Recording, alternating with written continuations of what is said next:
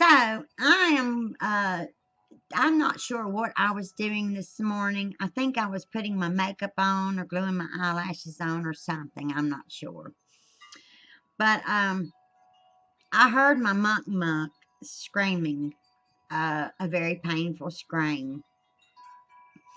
I've only heard him scream one time like that before, and I had pinched his foot accidentally in the latch to the door slides up and down to open it, and I was letting him out, and that latch had got a hold of one of his little fingers, and he yelped. So I knew what that was this morning. It was a pain scream. And it went on, and I'm running. I'm running from my master bath to where his cage is set up in the living room. When I get in here, he is stuck with his face submerged down into this nest that he has been building for a month, and he could not breathe.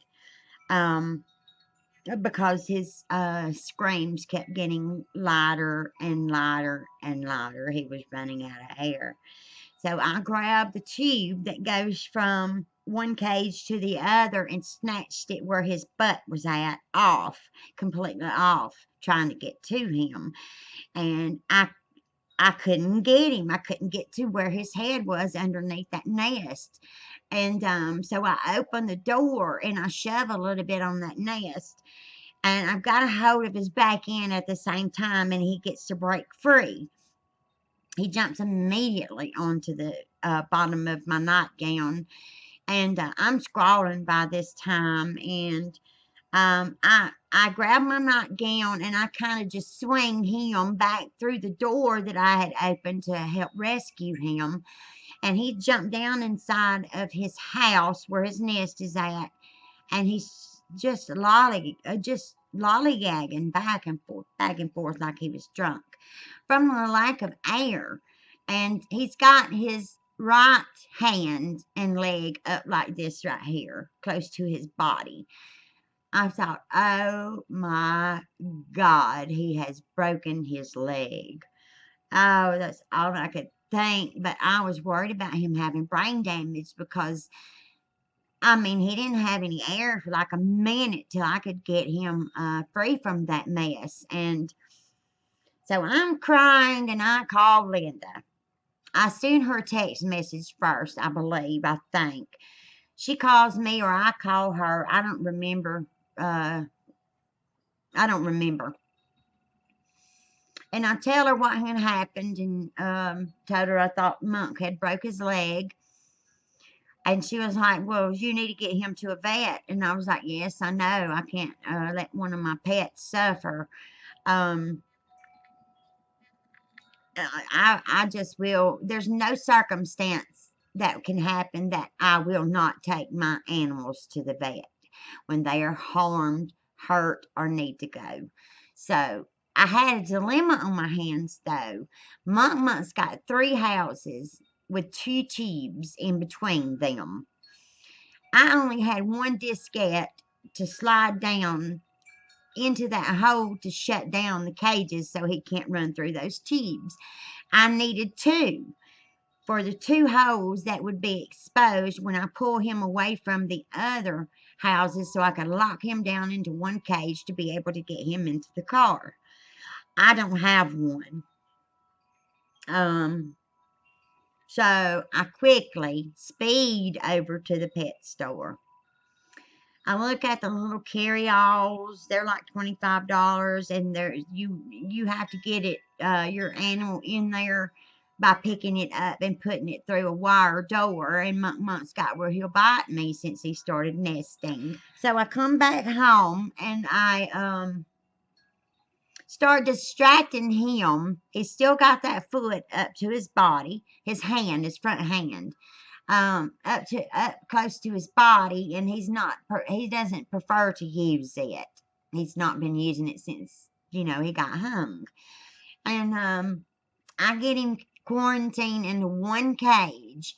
I get him in the car. We go to the vet. The vet charged me $75 a time before when he worked on Muck Muck to get a wig hair off of Muck Muck's legs that had hog-tied him. A wig hair got in the ball with him, and while he was rolling around, that synthetic hair hog-tied my Muck Muck. And I had to carry him to the vet to get that taken off of him. It cost me $75. So I'm thinking in my head, oh my God, how much is it going to cost to get a rodent's leg fixed? That's all I could think, but he is my pet, and I will do anything I can for my pets. I go above and beyond. So I get him to the vet. We're trying to get him out of his cage, and he's just like it never happened. He's using his hand. He's using his leg. It was one of those instances where you need help, but the minute you get help, there's nothing wrong. So the vet wants to make sure there's nothing wrong, and we get Muck Muck out of the cage onto the little examination table and get him off of it into the floor to run around. They stuff towels underneath the 2 doors to the examination room. Muck Muck is running around in that floor. That lady's trying to catch him to weigh him and check out his leg. Muck Muck is running around, will not let her throw a towel on him. So what does he do?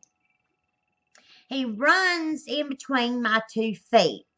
Now I'm waiting and ready for him to bite the fire out of me.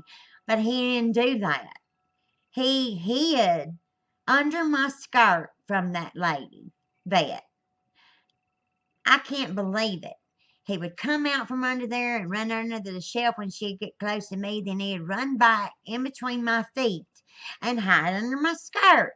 And this went on for like 5 minutes. The vet's trying to catch him to at least look at his hand and weigh him and make sure that he's okay. I told the vet, I was like, look at that right there. There is nothing wrong with this chipmunk. He just mashed his hand and preferred not to use it for a while. And the vet said, I think you're right, hon. I think that you're right because he's running around on it. He's using it now. Oh, what a relief. So we set Muck Muck's cage back down into the floor, and he immediately ran home into his cage. I came home and set his cages back up and opened the little diskette area that I had shut down. And Muck Muck is doing fine. But I had a horrible morning thinking that my Muck Muck wasn't going to be okay. Everybody be safe. Be kind to one another. And I will talk to you later in another video. Bye-bye.